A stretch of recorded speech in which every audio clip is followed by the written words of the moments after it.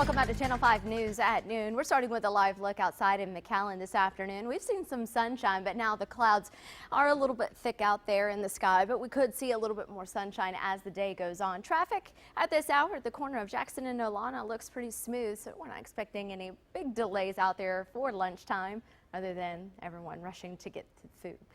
It doesn't look like this everywhere in the valley, so let's go back to the map. I'll show you where the rain is this afternoon. We've been watching a few isolated showers stream north across portions of the lower valley and along the coast. It's mainly east of I-69E and along the coast. You can see it's very, very light and isolated activity.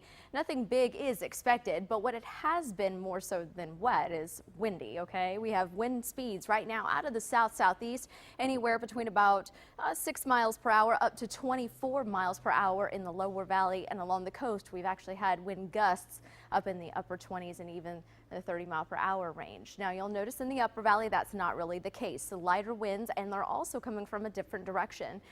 Some of them are out of the northwest, and then we have another reading in Edinburgh that shows that we have a southwest wind. So we're starting to see that wind shift courtesy of that very weak cold front. It's basically just going to be a wind shifter more than anything else. So ahead of this front, however, there the wind gusts near 30 miles per hour down the I-69E corridor. So we are seeing the elevated wind speeds along the coast and in the lower valley today.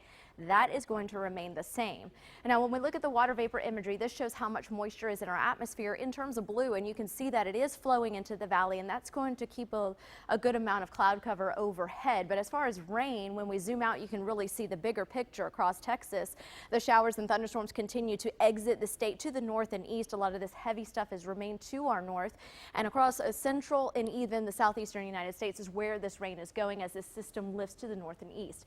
Now behind that, also to the north, going into the upper Midwest and over the northern plains, a lot of this rain will actually turn into sleet, freezing rain, and even some snow over higher altitudes. So some really messy weather headed their way.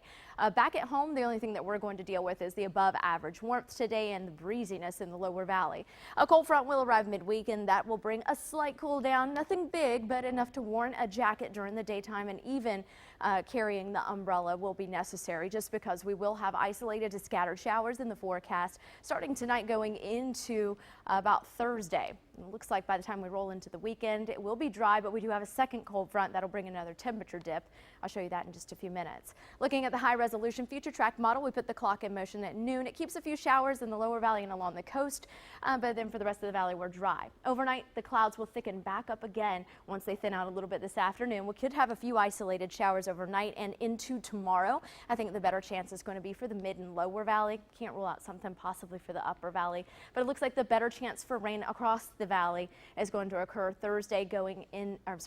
Tuesday going into Wednesday, and you can see a lot more green there on the map indicating that change. So here we go. Here's your first 7-day forecast. We'll be at 84 degrees today, followed by 80 tomorrow, and then 72 by midweek.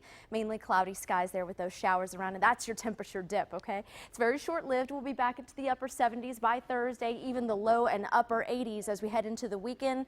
That second cold front that rolls through, well, look at it, brings temperatures down to the mid-70s to wrap up the 7-day forecast. And that's your updated First Warn 5 forecast. Stay with us. Channel 5 News at noon. We'll be right back.